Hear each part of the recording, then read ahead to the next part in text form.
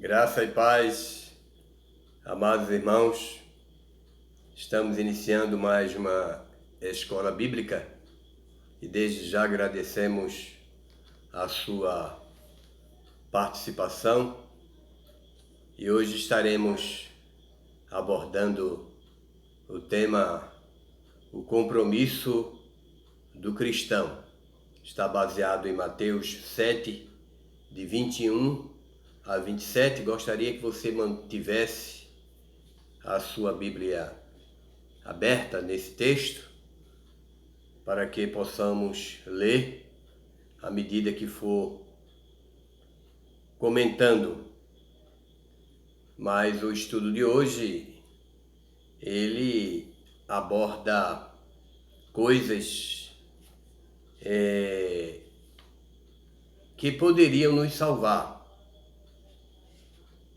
ou coisas assim que a gente poderia contar para a nossa salvação. Muitas vezes imaginamos que algumas coisas vai contar para a nossa salvação, ou mesmo poderiam contar para a nossa salvação, como fazer obras, dizer algo da palavra de Deus, servir na igreja, dar frutos, frequentar a igreja, fazer milagres. Tudo isso são coisas que às vezes se pensa que seja o suficiente para salvar alguém, ou coisas que contam para a salvação. Na realidade, o que conta para a nossa salvação é a nossa fé em Cristo, única e exclusivamente a nossa fé em Cristo. Então, o texto sagrado ele fala também porque nem todo crente entrará no reino dos céus. Quando a gente fala em crente aqui, vamos colocar entre aspas, não é? Essa questão de responder essa pergunta também. O texto ele se atém a essa questão de por que nem todo crente, não é, entrará no reino dos céus. Uma das coisas que impede a pessoa de entrar no reino dos céus, ou mesmo um perigo, como diz a lição, a nossa lição de hoje diz que nós corremos dois perigos. Um perigo de nos contentarmos com o que falamos, a questão de verbalizar, e o perigo de nos contentarmos apenas com o que sabemos. Quer dizer, a questão de falar e a questão de saber. O texto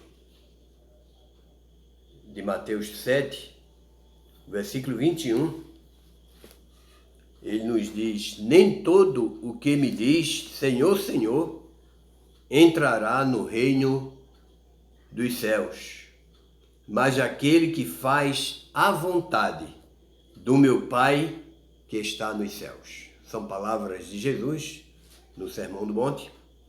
Ele diz: nem todo o que me diz Senhor, Senhor, quer dizer, que fala, não é? Senhor, Senhor, entrará no reino dos céus, mas aquele que faz. Então, falar é uma coisa e fazer aquilo que se fala é outra coisa. Então, muitas vezes já uma substituição do fazer pelo dizer. Em vez de se fazer a vontade de Deus, muitas vezes se diz a vontade de Deus, se verbaliza. É a verbalização da prática. Quer dizer, o indivíduo passa a dizer o que é a vontade de Deus. Dizer às pessoas, mas não pratica a palavra de Deus. Então, fazer a vontade de Deus é diferente de dizer. Dizer a vontade de Deus é uma coisa. Então, o autor da lição, ele diz que a gente corre, né, esse risco de apenas falarmos a palavra de Deus e não praticarmos. Então, aqui é a substituição do fazer a vontade de Deus pelo dizer a vontade de Deus. Então, por isso que Jesus diz, no versículo 21, que nem todo o que me diz, Senhor, Senhor, entrará no reino dos céus. Então, para entrar no reino dos céus, não basta apenas dizer, Senhor, Senhor. Mas ele diz que é preciso fazer a vontade de Deus, ou a vontade do nosso Pai que está nos céus. Uma outra coisa muito importante, nós encontramos no versículo 22.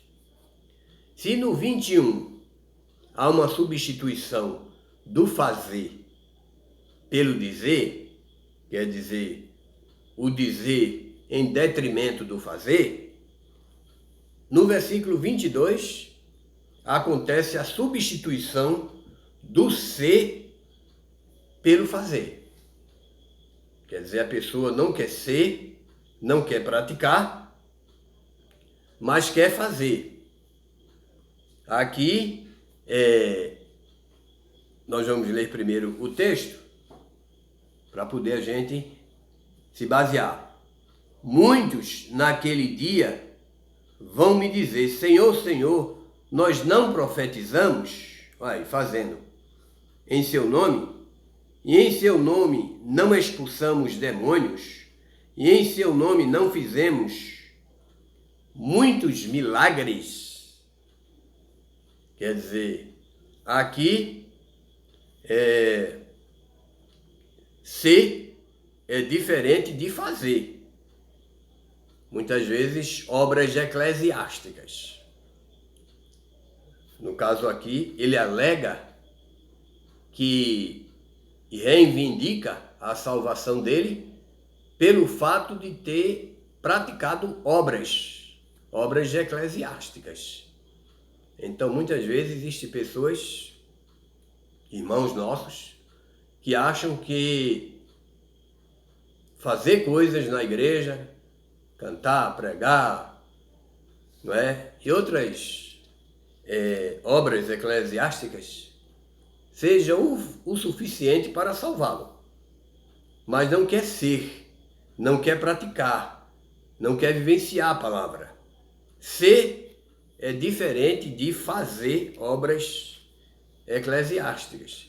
Nesse caso aqui, a pessoa torna-se apenas um religioso, não é? Está fazendo obras? Está. É servo de Deus? É. Mas para ser servo de Deus não é preciso ser salvo nem para o céu. Pode-se ir para o inferno sendo servo de Deus. E aí? Não é?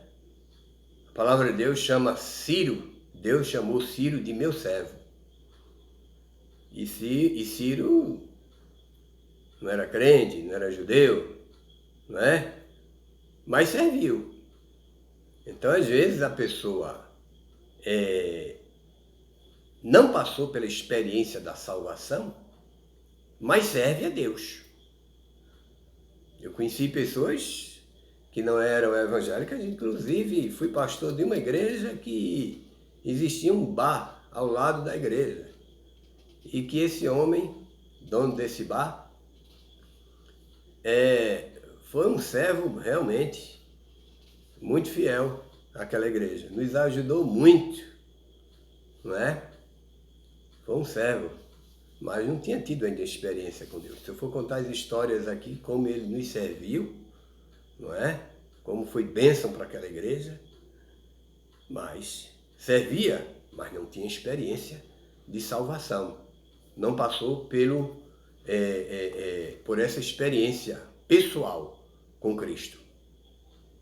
Então, muitas vezes é uma substituição do ser pelo fazer. Então, não é apenas ser servo. E no verso 23, Jesus diz que essas pessoas elas não serão reconhecidas por Deus. O Pai não vai reconhecer essas pessoas como suas filhas. Ele vai dizer que desconhece as pessoas, mesmo reconhecendo as obras, mesmo sabendo que essa pessoa fez alguma coisa, mas desconhece essa pessoa como alguém que foi salva. Então, no verso 23, a palavra de Deus diz: então lhes direi claramente ou abertamente: eu nunca conheci vocês, afastem-se de mim, vocês que praticam o mal. Afastem-se de mim. Desconheço, não conheço, não reconheço vocês. Então, é uma coisa muito triste a pessoa passar a vida inteira dentro de uma igreja, se enganando, brincando de ser crente e achando que o fato de fazer as obras sem ser, seja o suficiente.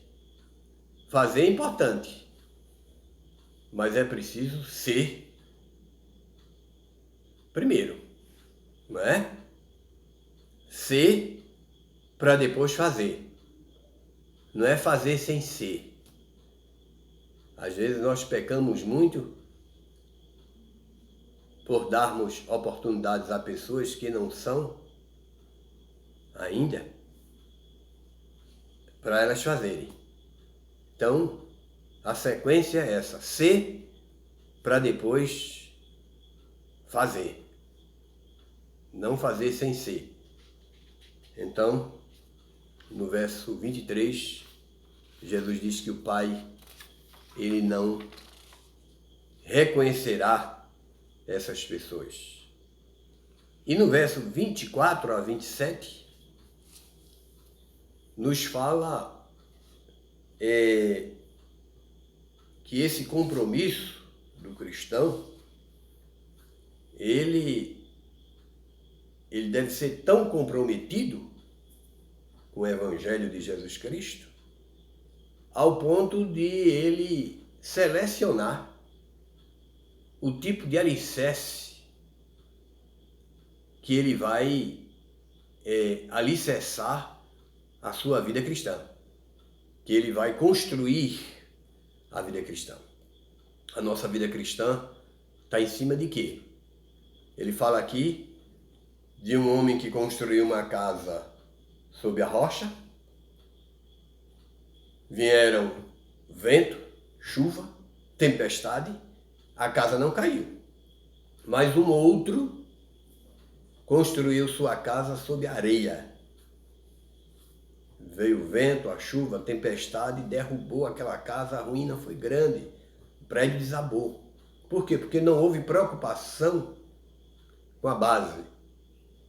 Em que a nossa vida está construída? Então aqui trata do cuidado com a qualidade de vida espiritual que se vive. Qualidade de vida espiritual que nós estamos vivendo. O material que está posto os nossos pés é de boa qualidade, é rocha, é pedra, é firme, nos dá firmeza, nos dá segurança?